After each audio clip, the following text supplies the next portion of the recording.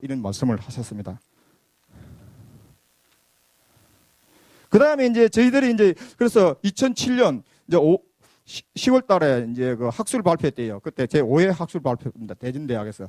그때 이제 그리고 5회 정도 되니까 이제는 이 결과물을 좀 더 체계적으로 해야 되겠다. 그래서 학회를 만들어 보는 것이 없겠나 해서 11월 달에 충남대학에서 근역별 대표, 그때 제가 협의회장을 했는데 제가 하고 그 다음에 경기, 강원, 이래 영남, 충청, 이제 호남 이렇게 대표들하고 계속 회의를 했습니다. 그래서 그때 2007년 12월 달에 부총리와 간담회 있었습니다. 가기부 있을 때는 참 좋았습니다. 저희들이 부총리를 자주 만나고요. 부총리께서 이제 이 우리가 학술 발표한 거하고 이 학회를 만드는 과정을 보고를 드렸습니다. 그러니까 그때 부총리께서 김우식 부총리께서 빠른 시일 내에 학회를 만들고 가기부에 등록을 하라고 지시를 했습니다. 그래서 저희들이 사사과정 발표에 있는 2008년 1월 16일 날 충남대에서 발기인 대회를 했습니다. 발기인 대회는 이제 전체 영재교육 원장들이 다 발기인이 되고요. 그래서 2008년 5월 8일에 울산대에서 학회를 창립했습니다. 그리고 저희들이 이제 1년간 준비 과정을 해서 여러 가지 이제 좀 정리할 거 정리하고 이렇게 해서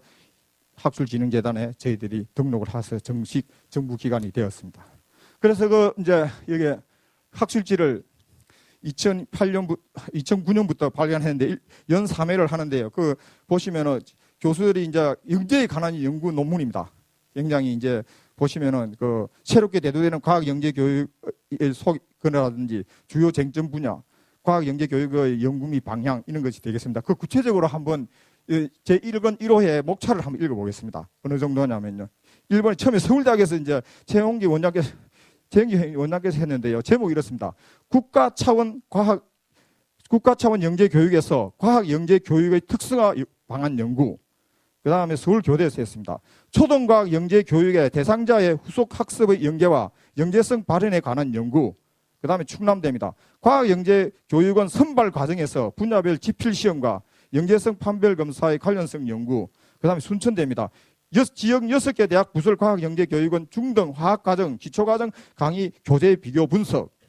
그 다음에 5번째가 창원대입니다. 바람이 부는 이유에 대한 과학 영재들의 대한 개념 특성. 이렇게 이 학회에 발표되고 한 이런 것들을 다 모아서 심사를 거쳐서 이제 저희들이 논문을 이렇게 발간하게 됐습니다. 그 다음에 이제 보시면 학술 발표하고 학회지에 소개된 논문들 총 227편인데 이 중에서 이제 일부 이제 중복될 것도 있을 겁니다. 그래서 이거는 좀 중요하기도 같이 한번 읽어보는 겁니다. 과학 주제가 이런 겁니다. 실제로 우리가 어떤 일을 하고 있는지. 과학 영재 교육의 현황 분석. 그러면 각자 읽어보기로 하고 시간을 얼마 안 돼서 그랬어요. 그 다음에 저희들이 다음에 넘어가지요. 그 운영 현황이라는 학술 발표, 학술지 발간뿐만 아니라 대학이 이제 지자체에 있으니까 그 지역의 특성을 살려서 가능하면 연구를 하면서 이렇게 해왔었습니다. 다음에요. 뿐만 아니라 저희들은 지역 협의체를 가지고 있습니다. 영남 지역, 호남 지역, 각 지역에서 지역의 특성을 잘 살려가지고 협력뿐만 아니라 이제 그 지역의 그 전국적으로 이렇게 할 때 우리가 어떻게 지역을 특성을 살리느냐 이런 지역 협의체 활동도 했고요. 그 다음에요.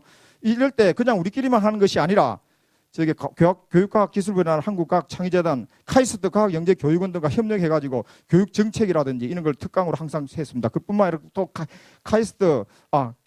KYST 청소년 과학 탐구 토론대라든지 전국대학교 과학영재교육 사사과정 발표회 등 이렇게 해서 학생들의 참여도 같이 하였습니다. 그래서 제가 말씀드리는 발전 방안은 우리 과학영재교육원이라는 것은 1998년부터 설치된 25개가요. 수준 높은 자체 연구와 풍부한 현장 교육 경험을 가지고 이론과 실무를 겸비한 과학영재 전문기관이라고 할 수 있겠습니다. 좀 빨리 하겠습니다. 그래 컨설팅을 저희들이 할 수가 있습니다. 그래서 국내외 연구 동향이라든지 스팀 연구라든지 과학영재 교육 프로그램 개발 및 분석 이런 걸 통해서 저희들이 학생들이나 학부모, 영재교사들에게 과학영재에 대한 이해를 해줄 수가 있겠고요. 또 프로그램 개발 우수 사례 이런 걸 통해서 타 영재 교육기관에 대해서 저희들이 수준을 이렇게 도와줄 수도 있고요. 뿐만 아니라 지역 과학 발전에도 저희들을 할 수가 있습니다. 그리고 지금은 제일 중요한 건 지금 저희들이 하도가 스팀입니다. 그래서 스팀에 대해서도 저희들이 많이 하고 있는데 이번 10월 달에 발표에서도 스팀에 대한 발표가 몇 개 있었습니다. 그리고 저희들이 이제 할 수 있는 거는 각 지역뿐만 아니라 그 전국적으로 스팀 교재 개발, 프로그램 개발 이런 걸 해서 이게 필요한 여러 가지 교육기관에서 원하면 저희들이 해줄 수가 있고요. 대학교는 연구기관이기 때문에 앞으로 지역의 특성을 살린 이런 연구를 계속 하려고 하고 있습니다. 근데 제일 이제 한 게 이겁니다. 저희들이 이제 이전에는 이런 연구를 하면서 실무자들이 행정적으로 어렵기 때문에 그 한국과학재단 시들에 저희들이 부탁을 했습니다. 실무자들, 연구원 박사급을 좀 달라고 해서 그 당시에 저희들은 박사급을 배척한 적도 있습니다. 지금 제일 중요한 것이 대학교에서 가장 중요한 게 교육 및 연구 분야가 굉장히 중요합니다. 연구를 해서 가르치는 게 대학입니다. 대학을 연구하지 않고 지금 학생을 가르치는 게 있을 수가 없는 거지 않습니까? 그래서 연구 기능을 더 활성화하기 위해서 제일 중요한 것이 이 전형연구원. 이거는 많은 교수, 우리 전남대 박종훈 교수를 비롯해 엄청나게 많은 이 교수들이 계속 원장들이 계속 이걸 주장해왔던 겁니다. 이것이 지금 받아들이지 않고 있습니다. 최근에 예산이 좀 어려워서 그런데 빨리 이 문제를 해결해 주시면은 전 세계적으로 가장 이제 실무와 그 현장 실무 경험을 갖고 진짜 연구까지 하는 이런 좋은 과학 영재 교육 기관이 될 거라 봅니다. 그래서 제 꿈이 뭐냐? 우리나라는 지금 외국에서 많은 걸 수입해서 이를 배웠는데 제 꿈은 우리나라 이 고등학교 교사들이 외국에 나가서 한국이 어떻게 잘 살았나, 우리는 이런 교육을 잘 해왔다, 우리는 과학 교육을 아주 잘 해왔다, 이런 거죠. 그래서 우리 과학 영재 교육이 좀 선도가 돼가지고 우리나라 과학 교육을 활성화시키고 이걸 좀 체계적으로 우리 논문 같은 걸 잘 체계적으로 얘기해서 우리나라 이제 과학 교사들이 전 세계에 나가서 과학 교육을 가르치면서 많은 이렇게 일을 해줬으면 하는 제 꿈입니다. 네, 감사합니다.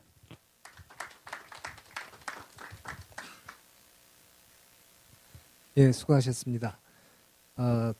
다음에는 그 질문은 쫙 메모를 해두셨다가 마지막에 끝나고 종합적으로 받겠습니다. 다음에는 그 인천대학교에서 이정훈 국장님께서 발표를 해주시겠습니다. 안녕하세요. 인천대 과학영재교육원 이정훈입니다. 예. 이렇게 나와 있으니까 되게 떨리네요. 이게 그 교수님 되게 편안하게 하셔가지고, 예. 일단 그 두서가 없더라도 일단 그 제가 생각했던 내용들을 좀 정리한, 그리고 굉장히 사적이고 개인적인 의견이지만 한번 들어봐 주시면 감사하겠습니다. 그 제가 말씀드리려고 한 내용은 일단 대학부설 과학영재교육원의 발전 방향에 대해서 생각을 해보고 있지만 사실은 굉장히 거시적이기보다는 미시적이고 실무적인 차원에서 특히나 그거를 실행하고 있는 그 사람들이 어떤 생각을 하고 있는지에 대해서 좀 말씀을 드리려고 합니다. 예. 개인적인 의견입니다. 예. 그리고 인천대학교하고는 무관합니다. 예. 그래서 이런 방향으로 일단 진행을 할 거고요. 예. 소리가 나오네요. 예. 일단 교육원의 현황을 보면 일단 교육과학기술부가 전체적으로 대학부설 과학영재교육원과 교육청 영재교육 체계를 하나로 묶으면서 생기는 현장에서 느끼는, 피부로 느끼는 부분은 이거라고 생각을 합니다. 원래는 요 불투명한 지위와 역할을 낀 교육원 이렇게 표현을 했었는데 포멀하게 좀 바꿔달라 그러셔가지고 이렇게 바꿔봤는데요. 사실 이렇게 끼어 있는 상황이다라고 하는 게 저희가 느끼고 있는 현 상황입니다. 그런데 예를 들어서 과학기술부에서 스팀 교육 활성화 방안을 마련해라. 그러면 대학 부설에는 얘기 안 나옵니다. 교사 연구회 통해서 프로그램 다 개발하고요. 그리고선 대학에는 너 이거 쓸래? 라고 얘기합니다. 그러면 당연히 안 쓰죠. 그리고 지역 영재교육 협의회 만들어 놨는데 뭐 어쩌라고 라고 하는 게 사실은 지역교육청의 의견입니다. 사실 여태까지 그 25개 영재교육원이 있지만 어느 지역에서조차도 그 대학 부설 과학영재교육원과 지역교육청이 원활하게 잘 운영되고 있다라고 하는 보고는 현재까지 없는 것으로 알고 있습니다. 특히나 이제 이거는 이제 현실적인 문제입니다. 120시간 대 120시간. 사실 대학 부설 영재교육원 시수가 평균 120시간 정도가 됩니다. 1년입니다. 일선 학교에서는 하루 7시간씩 해서 한 달에 120시간 하죠. 그런데 대학 부설 영재교육원에서는 굉장히 많은 것들을 요구를 합니다. 이건 기본적인 거고요. 거기에 학생관리, 인성, 창의, 스팀, 융합, 복합, 그게 정책입니다. 사실 120시간 동안 과연 무엇을 할 수 있을까? 라고 하는 현실적인 고민보다는 무조건 밀어붙이는 거가 아닌가라는 생각이 드는 거죠. 근데 학부모님들조차도 사실 저희를 잘 이해를 못 해주십니다. 이것만 학부모 생활기록부에 기재가 된대요. 뭐 입시에 도움이 돼요. 우리 아이가 좋아해요. 우리 아이가 좋아하면 돼요. 그리고 우리 아이만은 불이익 받지 않게 해주세요. 그러니까 현실적으로 정부 부처, 지역교육청과 협의해야 하는 협의 대상, 협조 대상인 지역교육청, 학부모 학생들조차도 사실 대학구설 영재교육원에 대한 고려는 없다. 혹은 미흡하다. 이런 생각이 드는 겁니다.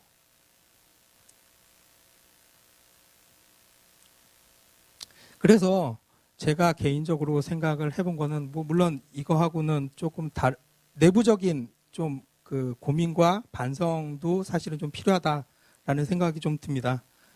과연 누구를 위한 교육원인가 하는 부분에서 학생, 교수님, 이게 잘 안 되네요. 실무자, 재단, 교과부, 과연 누구를 위한 교육원인가 하는 부분에 대해서는 다시 한번 좀 고민을 해야 될 필요가 있지 않나. 지금 현 시점에서. 그리고 만약에 방향을 설정을 한다면 사실 현재까지는 제 개인적으로 이렇게 생각이 듭니다.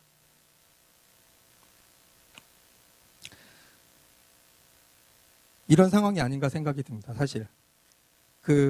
굉장히 많은 걸 가르치려고 하고요. 굉장히 세세한 것까지를 아이들에게 집어넣어줘야 하고 굉장히 많은 시수를 확보하기 위해서 아주 끊임없이 노력합니다. 사실 근데 돈도 없고 예산도 없고 교강사도 사실 부족합니다. 그런데 그렇게 되도록 누군가에 의해서 강요가 된다는 거죠.